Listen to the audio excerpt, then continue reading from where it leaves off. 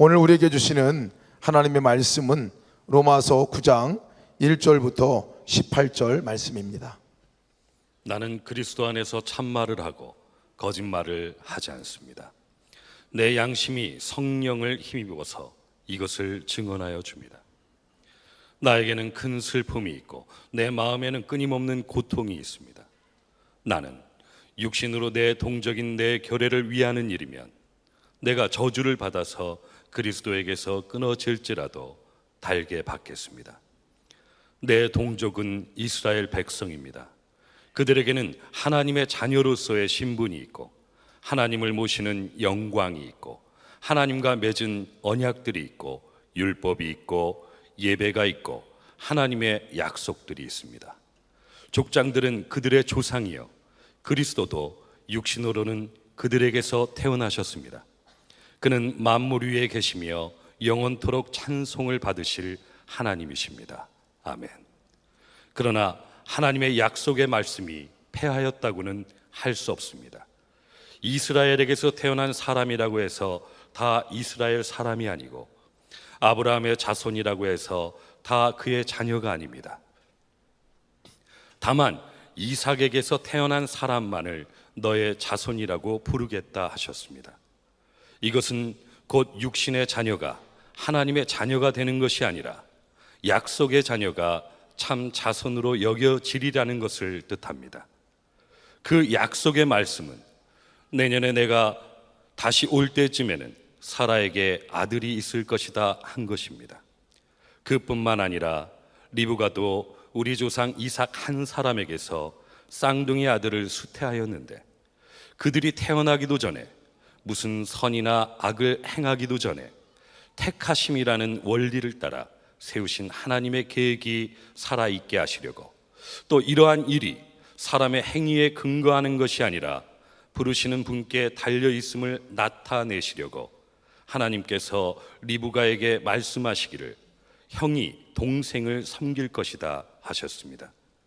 이것은 성경에 기록한 바 내가 야곱을 사랑하고 에서를 미워하였다 한 것과 같습니다. 그러면 우리가 무엇이라고 말을 해야 하겠습니까?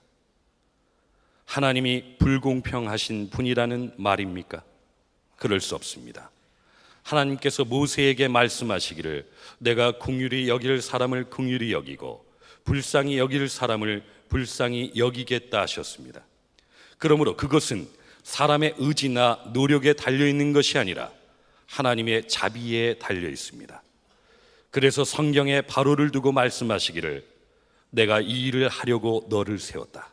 곧 너로 말미암아 내 능력을 나타내고 내 이름을 온 땅에 전파하게 하려는 것이다 하셨습니다. 그러므로 하나님께서는 긍휼히 여기시고자 하는 사람을 긍휼히 여기시고 완악하게 하시고자 하는 사람을 완악하게 하십니다. 오늘 여러분들과 함께 나눌 설교는 하나님의 택하심, 우리의 구원에 있어서 하나님의 선택하심에 대한 은혜에 대한 말씀입니다.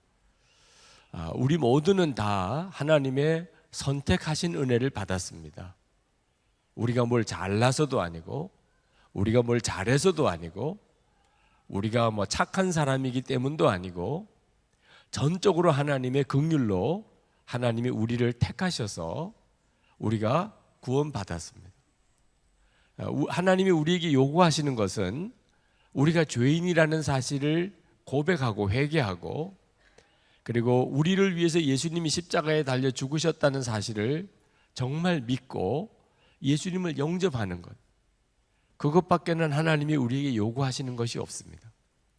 그러면 누구든지 다 하나님의 자녀가 되는 축복을 받습니다. 이것은 정말 놀라운 복음입니다.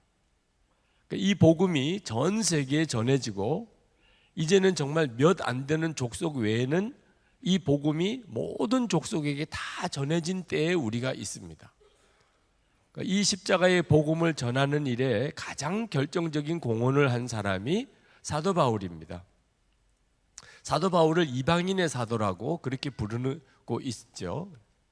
근데 사도 바울에게 있어서 마음에 끊임없는 고통이 있습니다. 그것은 자기의 동족인 유대인들이 이 십자가의 복음을 거절한 겁니다. 유대인들은 구원은 하나님의 율법을 지켜서 되는 거라고 그들은 굳게 믿었습니다. 그 말은 하나님의 율법을 가진 유대인들 자기들만 구원을 받는다는 뜻이죠. 하나님의 율법이 없는 이방인들은 다 하나님이 지옥의 불쏘시개로 만들었다고까지 그들은 생각했습니다. 그러니까 하나님의 율법이 아니고 오직 예수님의 십자가의 구원을 믿기만 하면 구원받는다는 이 사도 바울이 전하는 이 복음을 유대인들은 너무너무 싫어했던 것입니다. 그래서 유대인들이 사도 바울이 전하는 복음을 거절하고 사도 바울을 말할 수 없이 핍박을 했습니다. 사도 바울에게 있어서의 마음의 고민은 유대인들은 하나님이 택한 백성입니다. 그런데 어떻게 하나님이 택하심이 이렇게 취소될 수 있나 하는, 하나님이 택한 백성이 어떻게 하나님의 복음을 거절할 수 있냐 하는 것. 유대인들은 하나님의 영광을 보았습니다. 그들은 하나님의 자녀라고 하는 그런 직분을 받았습니다. 그들에게는 하나님께서 언약을 주셨고, 그들에게는 하나님이 율법을 주셨고, 그들에게는 하나님께 예배 드릴 수 있게 하나님이 예배 법을 가르쳐 주셨고, 예수 그리스도도 유대인에게서 났지요. 그런데 그들이 어떻게 하나님이 주신 이 복음을 거절할 수 있냐 말이에요. 이것은 사도 바울에게 굉장한 고민이었습니다. 근데 성령께서 사도 바울에게 그 비밀을 가르쳐 주셨는데, 이것이 로마서 9장, 10장, 11장에 나오는 내용입니다. 이 내용은 단순히 유대인의 문제만 아니고 우리 모두에게도 굉장히 중요한 내용입니다. 하나님께서 사도 바울에게 깨우쳐 주신 것이, 첫 번째는 하나님의 택하신 유대인들이 십자가의 복음을 거절한 것은 하나님의 약속이 폐해졌다는 뜻이 아니라는 것입니다. 왜냐하면 하나님이 유대인을 택하신 것은 혈통을 따라서 택하신 것이 아니라는 겁니다. 다시 말하면 유대인은 다 하나님의 택한 사람들이냐? 그렇지 않다는 겁니다. 그러면서 두 가지 예를 드셨습니다. 하나는 아브라함의 아들 이스마엘과 이삭의 예를 들었습니다. 둘 다 아브라함의 혈통입니다. 그러나 하나님이 이스마엘은 패하고 이삭을 택했습니다. 그리고 이삭과 리브가의 쌍둥이 아들 에서와 야곱, 둘 다 이삭과 리브가의 아들입니다. 그러나 하나님이 에서는 패하시고 야곱을 택하셨습니다. 그러니까 혈통적으로는 아브라함의 후손이라도 다 하나님이 택하신 건 아니라는 겁니다. 하나님이 그 중에서도 생명 있는 믿음을 가지고 있는 이들을 택하셨다는 겁니다. 하나님이 유대인을 택하신 것은 단순히 유대인은 구원하고 다른 민족은 다 멸하기 위하여 유대인을 택하신 게 아니었습니다. 하나님이 유대인을 택하신 것은 사명을 주시려고 택하신 것이었습니다.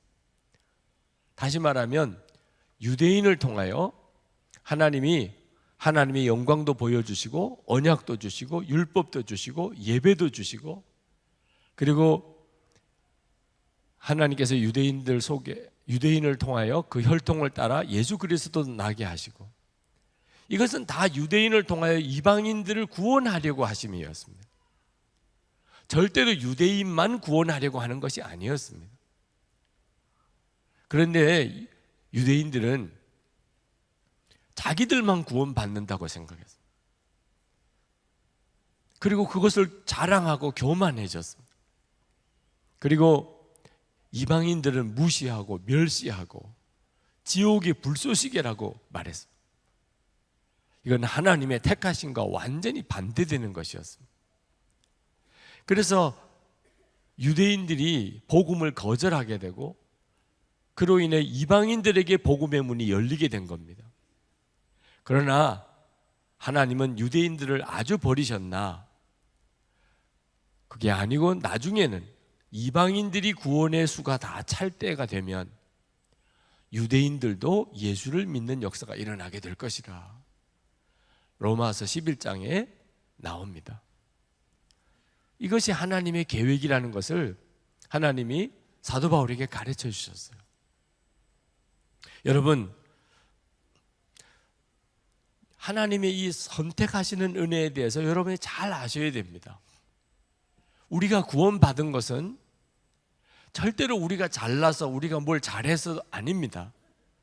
우리가 구원받을 만한 무슨 선한 것이 있어서 우리가 구원받은 거 아닙니다. 전적으로 하나님의 은혜입니다. 오늘 로마서 9장 15절 16절 말씀을 다 같이 읽어보고 싶습니다. 하나님께서 모세에게 말씀하시기를 내가 긍휼히 여길 사람을 긍휼히 여기고 불쌍히 여길 사람을 불쌍히 여기겠다 하셨습니다. 그러므로 그것은 사람의 의지나 노력에 달린 것이 아니라 하나님의 자비에 달려 있습니다. 아멘. 여러분, 우리의 택함과 우리의 구원은 전적으로 하나님의 자비에 달려 있는 것입니다. 우리의 노력이나 의지 때문에 된 것 아닙니다. 이것이 하나님의 계획입니다. 그러면 어떤 분들은 이런 질문을 하게 될 것입니다. 목사님, 만약에 그렇다면 우리의 구원이 전적으로 하나님의 택하심에 달려 있는 거라면 지옥에 간 사람은 그러면 하나님이 버려서 된 겁니까? 그러면 지옥에 간 사람은 하나님 때문에 지옥에 간 거 아니겠습니까? 이런 질문을 할 사람이 있을 거예요. 18절 말씀을 보면 정말 더 그런 질문이 나옵니다. 18절에 그러므로 하나님께서는 긍휼히 여기시고자 하는 사람을 긍휼히 여기시고 완악하게 하시고자 하는 사람을 완악하게 하십니다. 여기서 보면 완악해진 사람은 하나님 때문이라는 거예요. 하나님이 그를 완악하게 하셨다는 겁니다. 근데 여러분, 이것은 성경을 정확하게 이해하고 있지 못하는 것입니다. 하나님이 마음이 선한 사람을 그를 구원하기로 정하지 않았기 때문에 그를 지옥에 보내기로 결정하셨기 때문에 그 마음을 일부러 완악하게 만들어서 그를 지옥에 보냈다. 절대 그런 말씀 아닙니다. 하나님이 어떤 사람을 완악하게 하셨다는 말은 원래 그 사람의 마음이 완악하니까 하나님을 대적하니까 하나님이 그냥 내버려 두셨다는, 그래서 그가 완악해졌다는 거죠. 그래서 성경이 말하는 하나님이 어떤 사람을 완악하게 했을 때는 그 사람이 본래 완악한 사람, 하나님 말씀대로 하고 싶은 마음이 없는 사람, 하나님을 대적하는 사람이었습니다. 애굽의 바로 왕이 전형적인 그런 사람이죠. 그때 하나님이 그 사람을 하나님을 대적하니까, 하나님의 말씀을 들으려고 하지 않으니까 내버려 두시게 됩니다. 그래서 그 사람이 완악해지게 되는 거죠. 하나님은 긍휼히 여길 사람을 긍휼히 여기시는 하나님이시라고 그랬습니다. 이 말은 누구도 하나님 앞에 섰을 때 하나님 왜 나를 긍휼히 여기지 않으셨나요? 라고 말할 수 없다, 그런 뜻입니다. 나는 정말 구원받고 싶었습니다. 나는 진짜 천국에 가고 싶었습니다. 그런데 하나님이 나를 도와주지 않으셨습니다. 내게는 은혜를 안 베푸셨습니다. 이런 말을 할 사람이 한 사람도 없을 겁니다. 한 사람도 없습니다. 하나님이 어떤 사람을 완악하게 하고 지옥에 가게 했다면 그는 하나님을 대적하는 사람이었습니다. 그래서 하나님이 그를 내버려 두신 것이죠. 얼마 전에 제 페이스북 컬럼에 동성애는 죄라고 하는 내용의 글을 올렸습니다. 그 내용은 그냥 성경에 있는 내용 그대로입니다. 제가 특별히 무슨 주장을 따로 한 것도 아니죠. 그런데 그 글에 달린 댓글이 엄청나게 많았습니다. 제가 그 댓글을 읽어보고 마음이 너무 아팠습니다. 정말 읽기도 민망할 내용들의 글들이 많이 달렸습니다. 제가 그 글을 읽으면서 우리나라가 언젠가는 우리 국민들이 다 하나님을 이렇게 대적할 때가 올지도 모르겠다. 아직은 아닙니다. 아직은 우리가 이 세상의 왕이 사탄이라고 그렇게 말하지만 여전히 이 세상은 하나님의 은혜로 덮고 있습니다. 그래서 사람이 완악해져도 아주 극단으로 가지 않습니다. 하나님이 어느 정도쯤으로 사람의 완악함을 다스리고 계십니다. 그러나 언젠가는 사람이 정말 하나님을 대적하기 시작하고 하나님의 말씀을 아주 거부하기 시작하면 그러면 하나님께서 은혜를 거두시게 됩니다. 그렇게 되면 사람의 완악함은 아주 극단으로 가게 됩니다. 그때가 이 세상이 정말 지옥과 같은 때가 되는 것입니다. 이것은 굉장히 두려운 일입니다. 로마서 9장 29절에 보면 이런 말씀을 하셨어요. 그것은 또한 이사야가 미리 말한 바 만군의 주님께서 우리에게 씨를 남겨주지 않으셨더라면 우리는 소돔과 같이 되고 고모라와 같이 되었을 것이다 한 것과 같습니다. 여러분, 지금 우리 세상은 여전히 하나님이 악한 자에게도 은혜를 주고 계십니다. 그래서 이렇게 살만한 거예요, 어느 정도. 그러나 사람이 하나님의 말씀을 계속 대적하면 그러면 결국은 하나님의 은혜를 거두십니다. 이건 무서운 세상이 오는 거예요. 그러므로 여러분, 나라와 민족과 열방을 위한 기도를 반드시 해야 합니다. 우리가 새벽기도 때마다 나라와 민족과 열방을 위한 기도를 먼저 하고 있습니다. 꼭 여러분 함께 오셔서 나라와 열방을 위한 기도를 해야 합니다. 하나님의 은혜를 거두지 말아달라. 여러분, 하나님은 어떤 사람도 멸망받기로 결정하신 분이 아닙니다. 신학적으로 이 문제에 대해서 논쟁이 있습니다만 저는 분명히 하나님은 어떤 사람도 멸망받기로 결정하신, 예정하신 하나님이 아니라고 믿습니다. 하나님은 누구든지 다 구원받기를 원하십니다.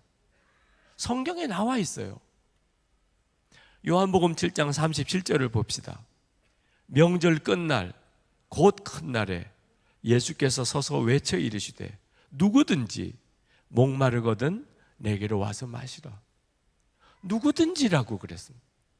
예수님은 어떤 한 사람도 예외시키지 않았어요. 누구든지 구원 받으라는 거예요. 사도행전 2장 21절에 누구든지 주의 이름을 부르는 자는 구원을 받으리라 하였느니라.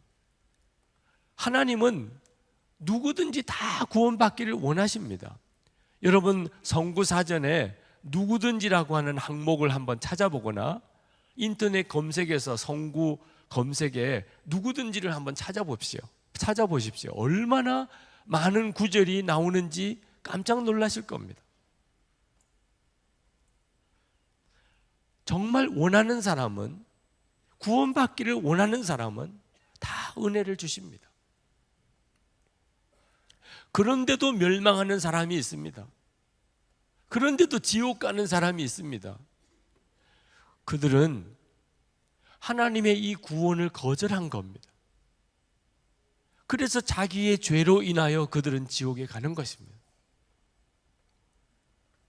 팀 켈러 목사님, 그분이 로마서 강해에서 케네디 제임스 목사님의 글 하나를 인용을 하면서 이 내용에 대해서 이렇게 설명을 했습니다. 어떤 사람에게 친구 5이 있는데 어느 날 이 친구 5이 은행 강도를 모의하고 있다는 것을 알았습니다. 그래서 그 친구를 찾아갔습니다. 한 자리에 모여서 은행 강도를 하려고 지금 의논하고 있는 중에 있었어요. 제발 그렇게 하지 마라고. 그건 너희들이 다 죽는 일이라고. 그렇게 막았는데도 불구하고 이 5명의 친구들은 은행 강도 짓을 하려고 뛰쳐나갔습니다. 이 사람이 그 나가는 5명 중에 급하게 그냥 한 사람을 붙잡았습니다. 그리고 그 사람과 함께 뒹굴었습니다. 서로 치고받고 하면서도 절대로 그 사람을 놓지 않았습니다. 결국은 이 한 사람은 은행 강도 짓에 같이 동참을 못했고, 나머지 4사람은 가서 은행 강도를 실행을 하고, 그리고는 사람을 죽이고, 그리고 경찰에게 또 총에 맞아 죽고, 다른 사람은 붙잡혀서 결국은 사형을 당했습니다. 자, 이와 같은 일이 벌어졌을 때 은행 강도 짓을 모의했었지만 은행 강도를 실제로 하지 못했던 이 사람은 자기가 무슨 선해서 구원받은 거 아닙니다. 그는 여전히 멸망을 당할 그 사람입니다. 죽어 마땅한 사람입니다. 그러나 전적으로 택함을 받은 거예요. 4사람은 자기들의 죄로 인해 죽은 겁니다. 그러므로 여러분, 우리가 지옥에 간다면 그건 전적으로 우리 죄 때문입니다. 우리가 만약에 천국에 간다면 그건 전적으로 예수님의 은혜 때문입니다. 이것이 바로 하나님의 택하심의 은혜인 것입니다. 여러분들에게는 그러면 질문이 생길 겁니다. 나는 택함 받은 사람일까? 나는 그렇게 구원받기로 택함을 받았을까? 그런 질문이 여러분에게 있으실 거예요. 당연히 그런 질문을 하시게 될 겁니다. 그런 분에게 저는 2가지 확인해 보라고 권해드리고 싶습니다. 여러분이 정말 택함 받은 사람인지. 하나는 예수님을 진짜 영접했느냐 하는 겁니다. 예수님을 영접하셨습니까? 요한복음 1장 12절 13절 말씀입니다. 영접하는 자, 곧 그 이름을 믿는 자들에게는 하나님의 자녀가 되는 권세를 주셨으니 이는 혈통으로나 육정으로나 사람의 뜻으로 나지 아니하고 오직 하나님께로부터 난 자들이니라. 여러분이 예수님을 정말 여러분의 주님으로, 구주로 영접했다면 여러분은 택함 받은 사람, 여러분은 은혜 받은 사람. 이건 정말 놀라운 은혜입니다.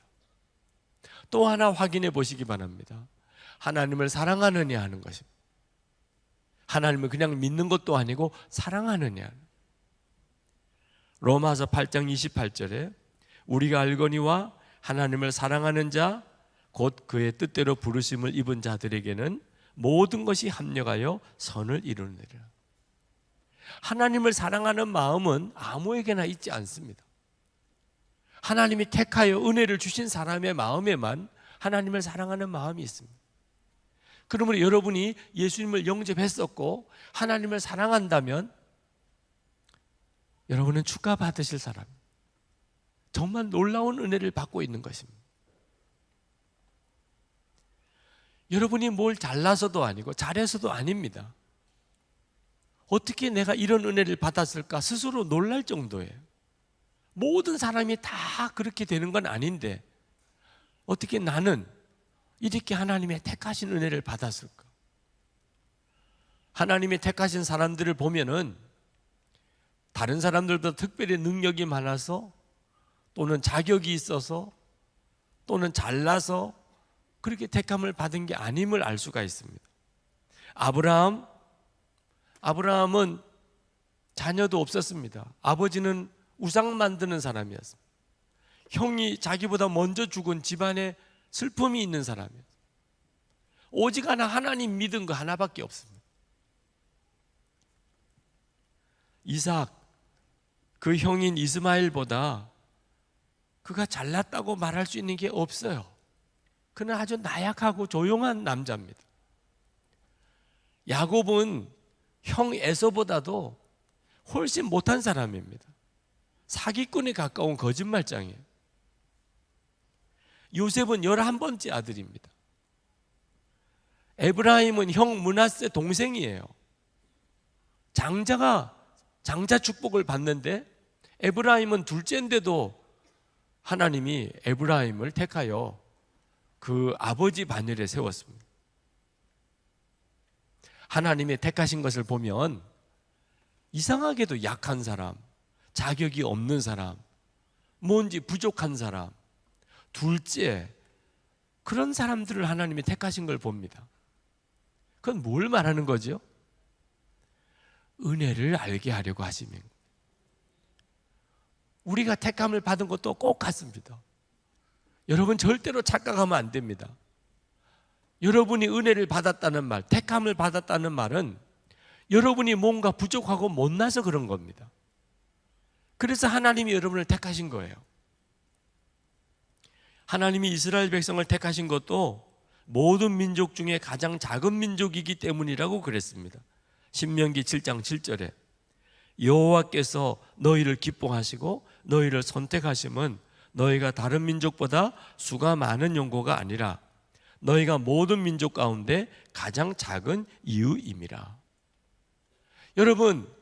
여러분이 하나님의 은혜를 받았고 하나님의 택함을 받은 것은 정말 기뻐할 일이지만 그 말은 무슨 뜻이냐? 여러분은 다른 사람보다 못한 사람이고 문제도 많고 자격도 없는 사람이란 뜻입니다. 그러므로 절대로 자랑할 거리는 아니에요. 기뻐하지만 자랑할 거리는 아닙니다.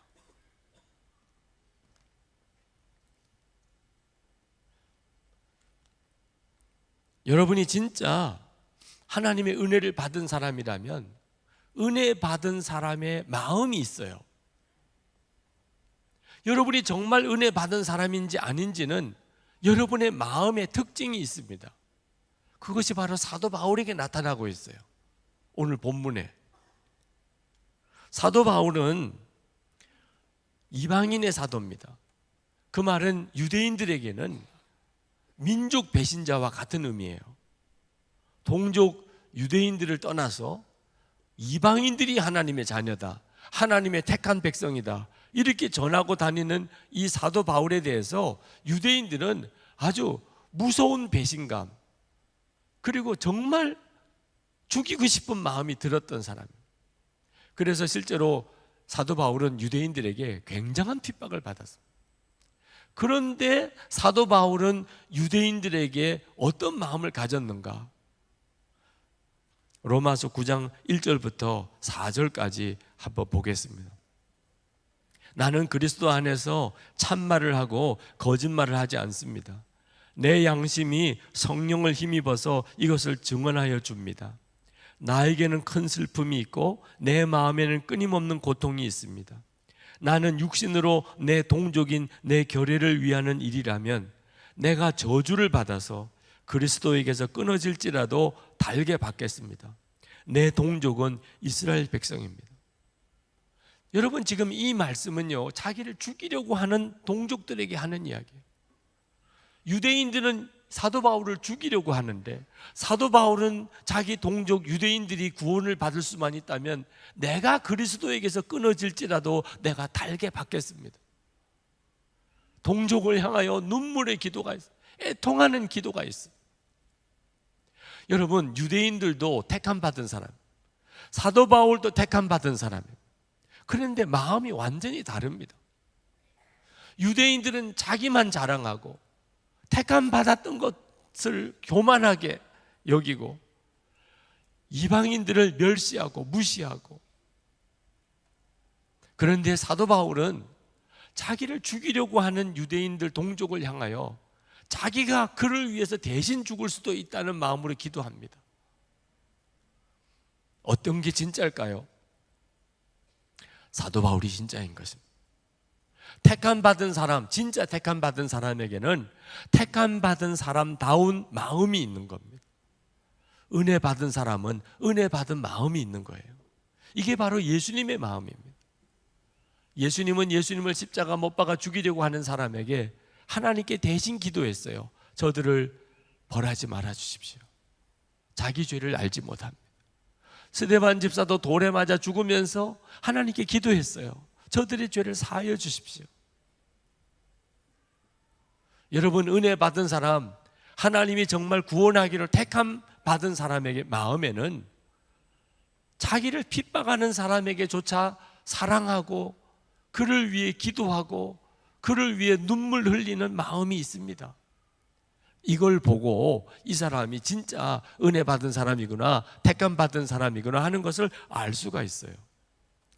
모세가 이스라엘 백성을 데리고 출애굽했을 때 이스라엘 백성들이 모세가 시내산에 올라가서 하나님의 계명을 받아오는 동안에 금송아지를 만들었잖아요. 하나님이 대노하셨습니다. 하나님께서 모세에게 말씀하시기를 내가 저들을 다 멸할 것이라. 그리고 너를 통하여 새로운 민족을 내가 만들어서 가나안 땅에 들어가게 할 것이라. 그때 모세가 어떻게 했습니까? 출애굽기 32장 32절에 하나님이여, 하나님께서 이 백성을 사하지 아니하시려거든 내 이름을 생명책에서 지워버려 주옵소서. 모세는 자기 동족을 이렇게 사랑했습니다. 동족의 죄를 위해서 자기가 대신 죽을 각오를 하고 기도했습니다.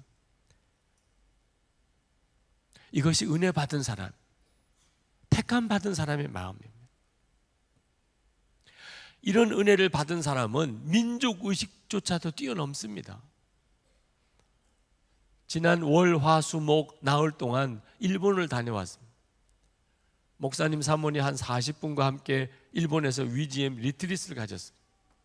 둘째 날 후지산을 갔다가 내려오는데 우리 형제교회인 요코하마 영광교회 김경환 목사님께서 그 후지산에 대한 소개를 하면서 울먹거리시는 거예요. 그러면서 목사님 사모님들에게 여러분, 일본을 미워하시면 안 돼요. 일본을 사랑하며 기도해 주시기 바랍니다. 많은 한국 사람들이 이 후지산이 폭발하기를 원합니다. 그런 생각을 하시면 안 됩니다. 이 일본에 얼마나 많은 영혼들이 있고 그리고 하나님이 얼마나 일본을 향하여 기도하게 하시는지를 목사님 사모님들은 꼭 기억해 주셔야 됩니다. 그분은 한국 분이에요. 그런데 한국 목사님 그분이 일본을 위해서 울먹이면서 일본을 미워하면 안 됩니다. 일본을 사랑해 주셔야 됩니다. 그렇게 호소하시고 그리고 정말 차 안에서 그렇게 울면서 기도를 했습니다. 일본 땅을 위하여, 일본 영혼을 위하여.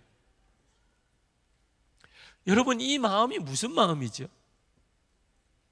하나님이 은혜로 택해 주신 사람의 마음입니다. 우리가 그런 은혜를 받았으니까, 내가 하나님으로부터 그런 택함을 받았으니까 자꾸 내 마음에서부터도 나를 혹시 미워하는 사람, 나를 죽이려고 하는 사람조차도 그를 위하여 기도가 나오고, 동족은 말할 것도 없고 우리 민족에게 있어서 너무나 아픔을 주었던 그런 나라도 품고 기도가 되는 것입니다. 여러분, 우리 민족도 똑같은 사랑을 받았습니다. 우리 한국에 와서 복음을 전했던 최초의 선교사였던 토마스 선교사님, 그분은 20대 초반의 나이에 복음 들고 대동강을 따라 올라오다가 배가 불타고 그리고는 백사장에서 참수 순교했습니다. 포졸 나졸이었던 박충관이 목을 치려고 하는 순간에 그에게 성경책을 전해주고, 그리고는 한국말을 모르니까 예수 예수 예수 3번 부르고 그는 목배임을 당해 죽었습니다. 여러분, 영국 사람입니다. 우리 민족하고 조선민족하고 무슨 상관이 있습니까? 우리 민족을 위해서 그렇게 죽어야 될 이유가 뭐가 있습니까? 이것이 바로 은혜 받은 사람의 마음, 하나님의 택함을 받은 사람의 마음. 여기 이 자리에 모태신앙인들이 있으실 겁니다. 여러분, 부모님의 믿음을 이어받았다는 것은 엄청난 은혜입니다. 예수를 믿는 데 있어서 이보다 더 참 걸림돌이 없는 이런 복이 어디 있겠습니까? 그러나 여러분, 모태신앙 절대로 그것 가지고서 자랑할 거 아닙니다. 모태신앙인이라면 사명이 더 큽니다. 다른 사람이 받지 못한 은혜를 받았습니다.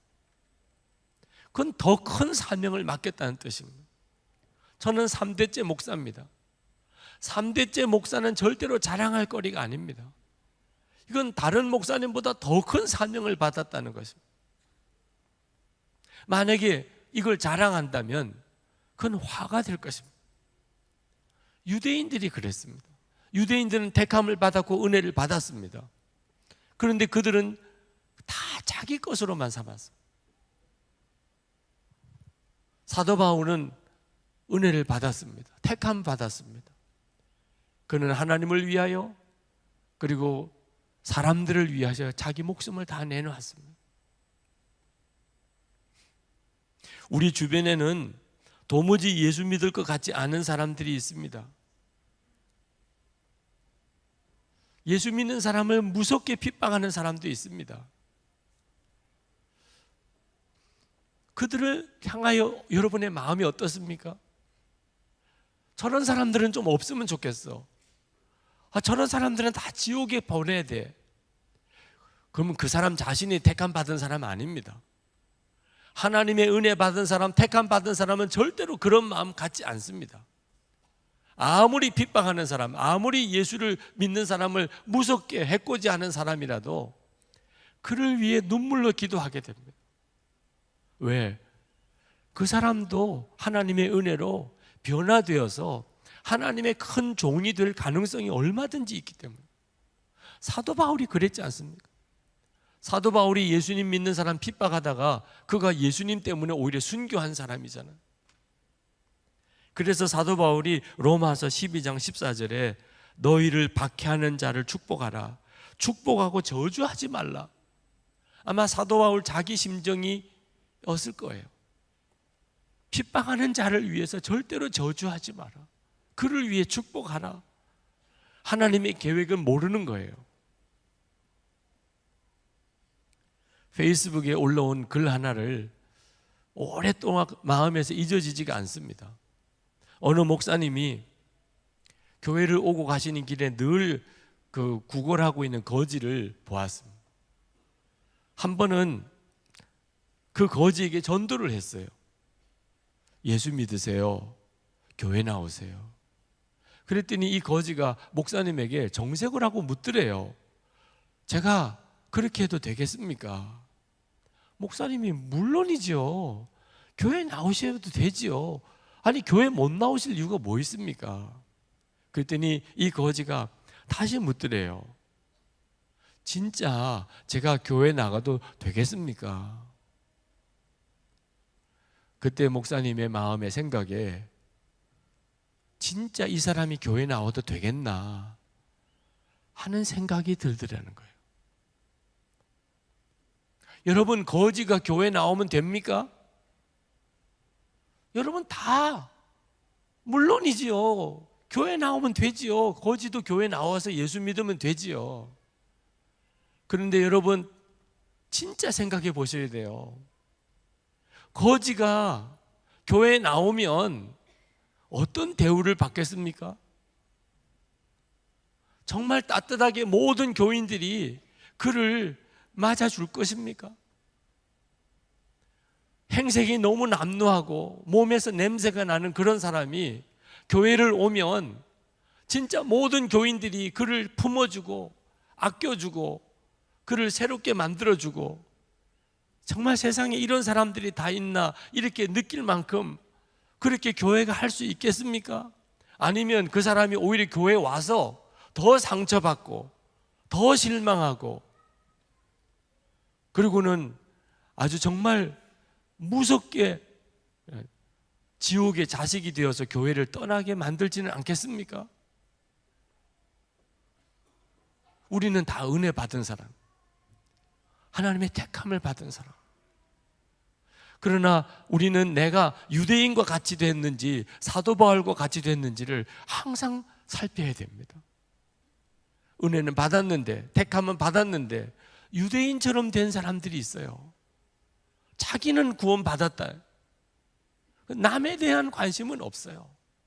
오히려 남에 대해서 더 경계하고 인색하고 까다롭고 특히 자기와 수준이 안 맞은 사람들에 대해서는 아주 벌레 보듯이 하는 사람들이 있습니다. 무서운 일이에요. 진짜 택감 받은 사람, 정말 은혜 받은 사람은 마음이 그렇지가 않습니다. 성도 여러분, 우리는 은혜로 택감 받은 사람입니다. 그 증거는 너무나 분명합니다. 그러나 우리의 마음이 정말 은혜 받은 사람 같이 되었는지를 여러분 절대 소홀히 하면 안 됩니다.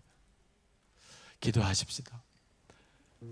우리 하나님께 기도할 때, 하나님, 제가 은혜 받은 것을 감사합니다. 하나님, 저를 택하여 주신 것에 대해 감사합니다. 그러나 하나님, 제가 어느 순간에 정말 유대인처럼 되어버리지 않았나 싶습니다. 불신자들에 대한 관심 너무 없고, 동족에 대한 눈물의 기도도 어느 순간 사라져버리고, 그저 민족 감정벽 하나 넘어서지 못하고, 사람들에 대해서 내가 자꾸 세상의 눈으로, 인간적인 눈으로 가리고 구분하고, 하나님 용서해 주시옵소서. 진정한 주님의 은혜의 감격과 사랑으로 다시 나를 정결하게 하시고 은혜의 사람으로 살아가게 해 주옵소서. 통성으로 기도하겠습니다.